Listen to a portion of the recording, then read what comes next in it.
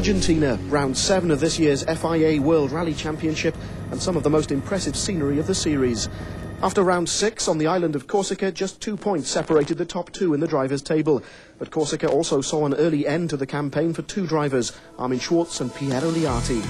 In theory, that meant that Argentina'd see just 3 drivers still left in the running for the title. Tommi Mäkinen, last year's champions, already won twice so far this year. Second place is currently held by Colin McRae, driving for Subaru. The 1995 champions also tasted victory twice this year. Third place Carlos Sainz has yet to record his first win of the year, but the nail-biting conclusion in Corsica shows that the Ford team shouldn't have to wait for long. But returning to the championship, some familiar faces. Richard Burns, second in Kenya and eager for a good result after retiring in Portugal. Kenneth Eriksson won his home event, the Swedish Rally, and would provide the Subaru backup for McRae in South America. The 1994 world champion Didier Auriol was in Argentina to prepare for the launch of Toyota's new World Rally car. But the biggest news was the long-awaited return of a man who'd won 2 of his 4 world titles with Toyota, Juha Kankkunen. Argentina, though, saw the Finns' first event for a new team, Ford. Immediately after Corsica, it was announced that Ford had dropped Armin Schwarz in favour of Kankkunen. But the question on everyone's lips was why. It was down to a commercial situation, which is very unfortunate. But at the end of the day, we needed the commercial side to make the thing work, and we're disappointed that Armin's gone, but obviously we're very, very happy that we've now brought in Juha Kankkunen. Fought out once again in the dusty, winding roads in the foothills of the Andes Mountains, the rally was based in the city of Cordoba. Spectators, whether on horseback or on foot, thronged into the 23 stages spread out over 3 days. The start was very noisy. Kenneth, this is the best entry we've had for a World Rally for a long time. The return of Kankkunen, the return of Auriol. Does that put extra pressure on you? No, not at all. It just keeps the interest more, and it's more nice for us drivers and also for spectators and media. And that's what we want, really. So it's very good. I'm very happy that Juha is back. Is Argentina your type of rally? Well, I hope so. We finished 4th here last year. We didn't really have any problems this year. I hope to do a little bit better. Normally we have a strong car. That is important because this rally is very broken, the road. So I enjoy the place, I enjoy the rally, but I just haven't had a lot of luck here. But it's going to change this year.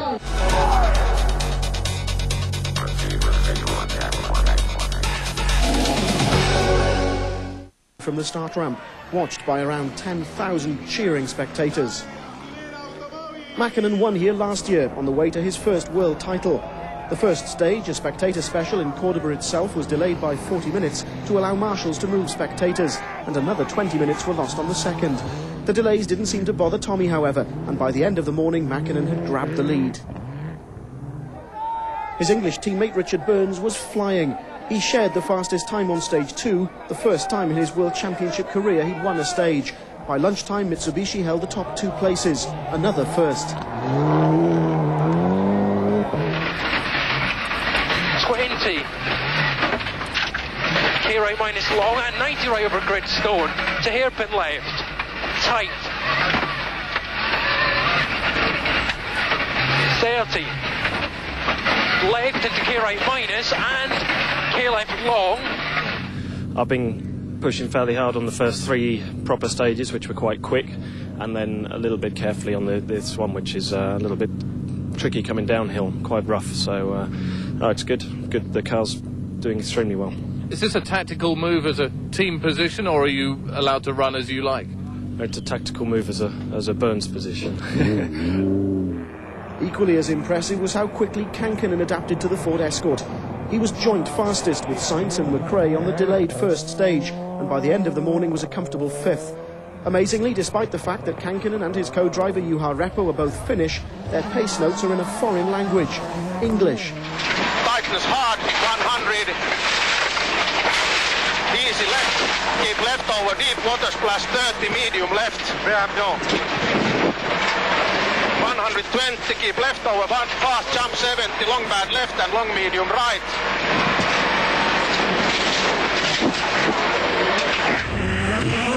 Tell me something, you do your pace notes in English. How come, with 2 Finns in the car? No, I have been using English notes since '83, so I didn't want to change them then. After sitting out the last 2 rounds of the championship, which were contested by his teammate Piero Liatti, Kenneth Eriksson was no doubt relieved to be back. A huge accident while tyre testing in Corsica had left Eriksson with nothing worse than a few bruises, but his early performance in Argentina suggested that it might still be playing on his mind. He was 6th at the end of the morning, nearly 45 seconds down on Mäkinen.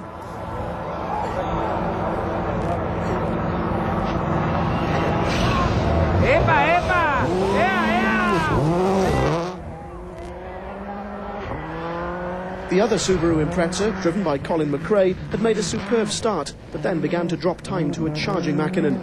McRae shared the lead with the 2 Fords after stage 1, but his moment of glory was short-lived.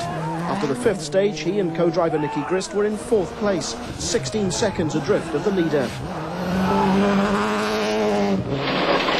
50, 2 left plus tightens.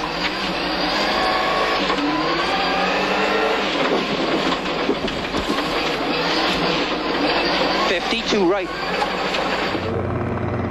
A Toyota Celica might have taken Didier Auriol to the World Championship in 1994, but very little development's been done recently, the team preferring to devote their efforts to preparing the new World Rally car for its first public appearance in August. Auriol, up against the might of the big 3 teams and their new cars, was struggling. Mechanical problems weren't helping matters, and he and Denis Girardet were over 3.5 minutes off the pace after stage 5. Carlos Sainz had come within 7 seconds of taking Ford's first victory of the year in Corsica, and the performance had a noticeable effect on the team. There was a new confidence present in South America, and his new teammate was obviously a great incentive to Sainz. He and Luis Moya were in 2nd place at lunchtime on day 1, Mäkinen only 11 seconds ahead. Frenando, abrirse acá a izquierda, buena menos de tierra. Buena menos. Para derecha, buena, se abre. Para izquierda, acá corta, 2. Izquierda frenando, para derecha, buena, se cierra. Para izquierda, buena, menos corta, de izquierda poco. Para derecha, Cabri, se frenando. Derecha, buena, menos, se cierra poco. Después rasantes, Asar. Para izquierda, buena, corta. Para derecha, acá se cierra a fondo. Para rasante, fondo, izquierda, rápida, ojo, 1. Rasante en derecha, buena, más en quinta, salta.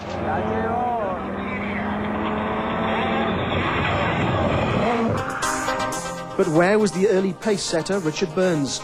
Despite his superb start to the event, Sainz and McRae had squeezed past, and Burns and his co-driver Robert Reid had slipped to 4th in just 3 stages. Further spectator problems meant that the rally was running over an hour and a half late by the end of the day. Kankinen, minus his front bumper, returned to Cordoba in 5th place. 4th was Burns, content with his performance and happy to wait and see what the following day would bring. Sainz had tried to swap his tyres around between stages 6 and 7, and part of the jack became jammed under the car, costing 8 seconds. The problem, minor as it was, dropped him to 3rd place. He too was missing the bumper. McRae's Subaru was 2nd, a wrong tyre choice losing time early on. He'd recovered well though, setting or sharing the fastest time on the last 3 of the day's stages. The day's last stage was a spectator super special, allowing 2 cars to race against each other as well as against the clock. McRae shared the fastest time on the stage, but just 1 second slower was the rally leader, Tommi Mäkinen.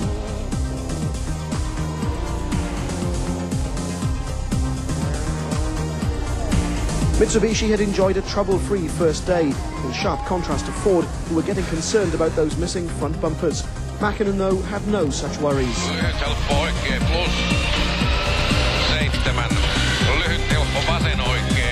Ja nyppy 5 huomio vettä, jatkuu pitkä kovate, kiristyy. 2. Huomio syvä vesi vasella. Almost 2 hours more than you'd expected to be out today. Was it a longer day than you planned? Yeah, we're well into overtime now. 8 seconds, is that sort of lead you'd hoped for when you started this morning? Actually, I hope a bit more. Why were you not able to pull out more time then? No, he did the last few stages very well, and he got that little bit then. So I think tomorrow will be a big fight. Again, it's the 2 of you, it's the Tommy and Colin show. Why can nobody else keep up with you? I don't know. You're the quickest in the gravel, maybe. Andrew, on the face of it, a day without much drama. Behind the scenes, has it been the same? Yeah, we've been pretty relaxed. You know, I think it's gone pretty well. You know, he's been comfortable with the car, and we're very pleased with Richard's performance. Malcolm, what happened this morning with the front spoilers to the cars?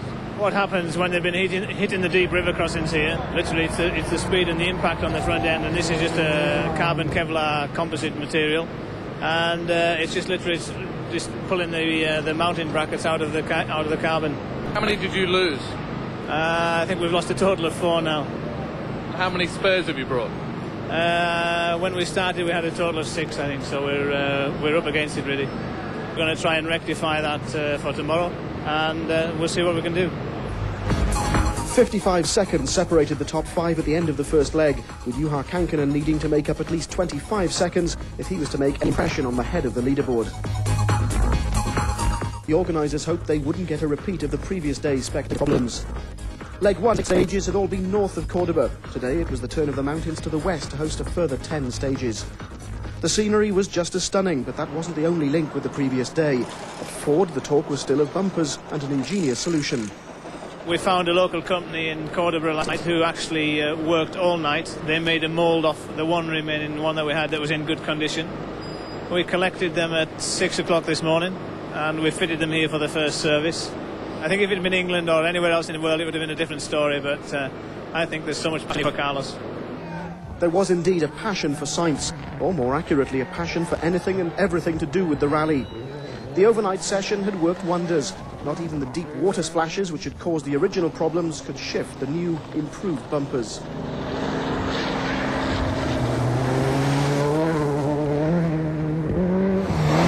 Once again, though, it was Mäkkinen's Mitsubishi which ran first on the road. His victory here last year had largely been achieved on the same stages as he was about to tackle, and the plans seemed to be the same. Once the short spectator stage in Cordoba was out of the way, Tommy seemed to move up a gear. He would be fastest on 7 of the day's 10 stages, taking an incredible 17 seconds off McRae on stage 13. Mäkkinen's intentions were clear. Ja vasen oikee 4. Lyhytkö oikee miinus kapea sumppuun. Heti vasen jatkuu kohvasen miinus. Heti huomio nyppy vasemmalle 10 serpo oikee. Ja vasen nopea plus. Tommy, 17 seconds on one stage. Where did you get the time from? The stage is good for our car. It's difficult, twisty and quite narrow and all the time over the crest. And we were already last year very fast on this stage, and I like it. It must be my famous stage. McRae's record in Argentina isn't a good one. On his 2 previous visits, he's failed to finish and was only too aware that another retirement just wasn't an option. 6 right, 70, 3 right plus over crest, and opens long.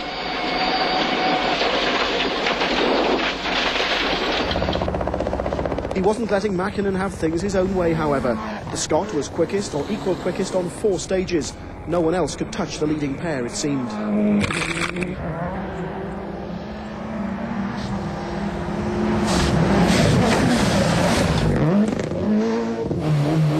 The Mitsubishi team were delighted with Richard Burns' performance on the first leg. His second-place finish behind McRae on the Safari Rally in Kenya had shown that, like Colin, Richard's been able to make the transition from being British champion to the World Series with ease. Burns' first victory at the sport's highest level can't be far off.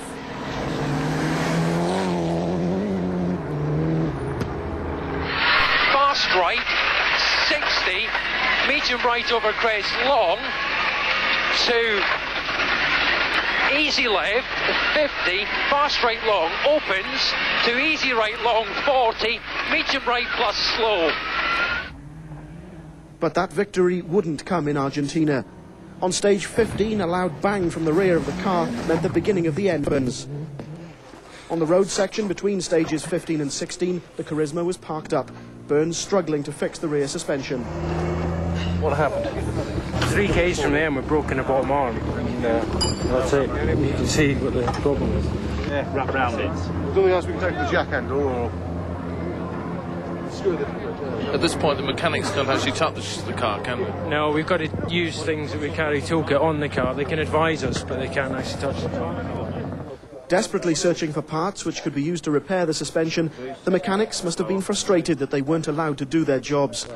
The roadside repair was always going to be a temporary affair. With the clock ticking away until they had to check into the next time control, the car eventually drove off, but it would only go 100 metres or so before stopping again, this time for good. There was some rocks in the road, and just coming around a long tight corner there was quite a big bang, and it must have snapped the rear arm, and now it's pulled all the drive shaft out and everything. 4th place to Kankkunen. Considering he'd not even driven his new car until setting foot in Argentina, this was an amazing drive from the master. With rumours already circulating about teams selecting drivers for next year, Juha was serving notice that he's not ready to retire just yet.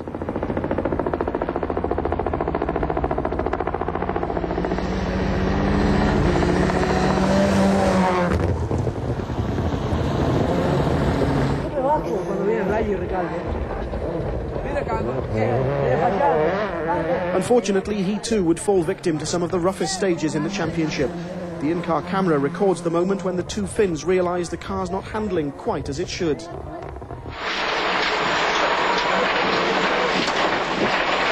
course on long bad left and very long bad right. 50. Oops. Long easy left. 70. Fast left. Hävis vedon. Joo, over crest joo. Takana on jotain vikaa. Joo, ei. Joo, 70. Easy left. Burns had broken the rear suspension, Kankkunen the front. Despite being able to limp through stage 16, losing 14 minutes in the process, Kankkunen and Juha Repo were faced with an almost identical situation to that which had confronted Richard and Robert just one stage before. The outcome was identical too.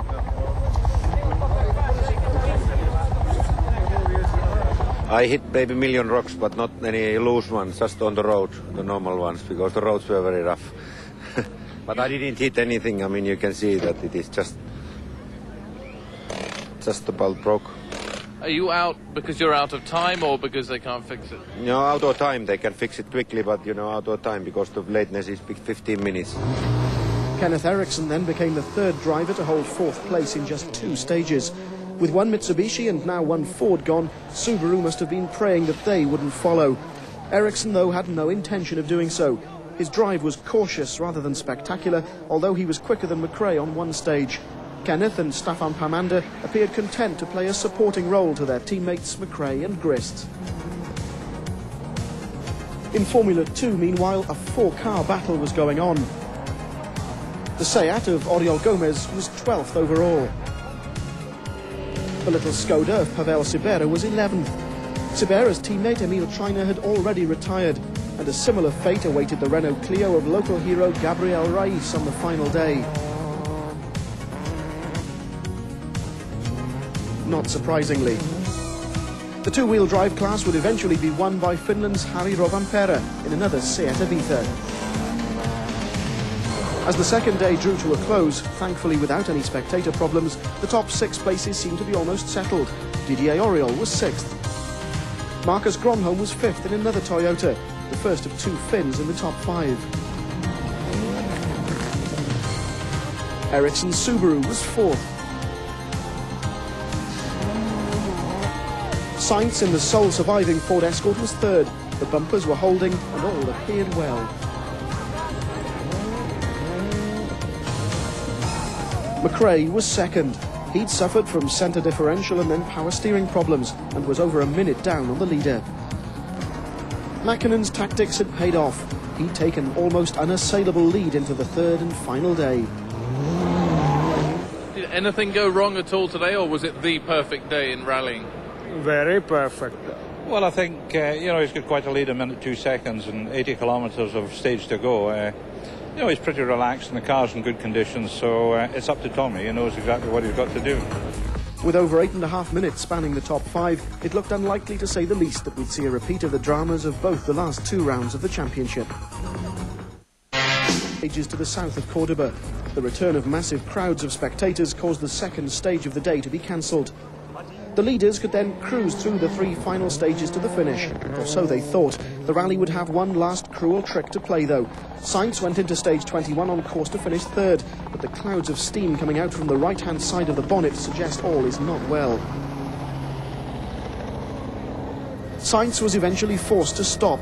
An overheated engine, possibly caused by a cylinder head gasket failure, spelled the end of his rally.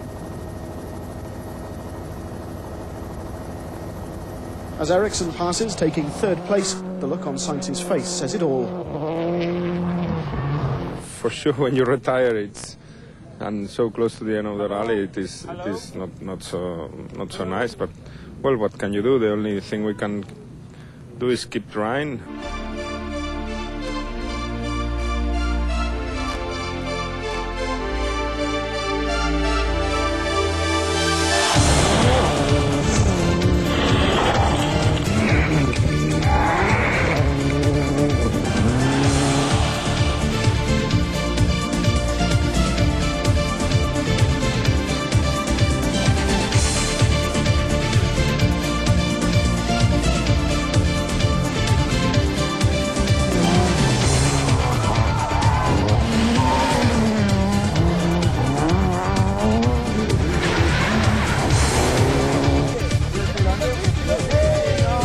Sorry, we are private conversation.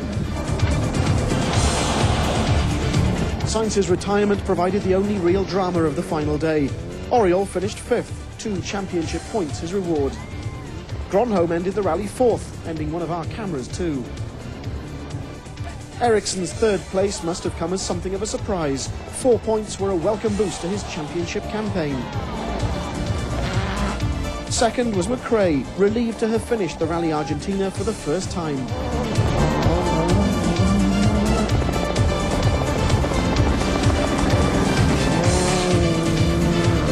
But, just as on last year's event, victory went to Tommi Mäkinen.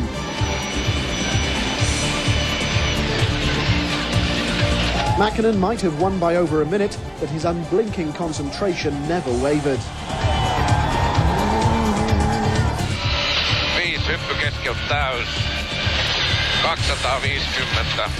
A familiar sight, Mäkinen arriving at the final service area to the applause of his mechanics and relief of the team management. Only halfway through the 1997 season, this was already his 3rd victory of the year. And a conclusive victory at that. 1 minute and 1 second Tommi's winning margin, with the rest of the top 5 spread out over 24 minutes. Mäkinen now has a 6-point cushion in the drivers' table, with McRae still hard on his heels. Third place Sainz all but admitted defeat at the end of the rally, saying that the championship's now a 2-horse race. There's still a long way to go, though.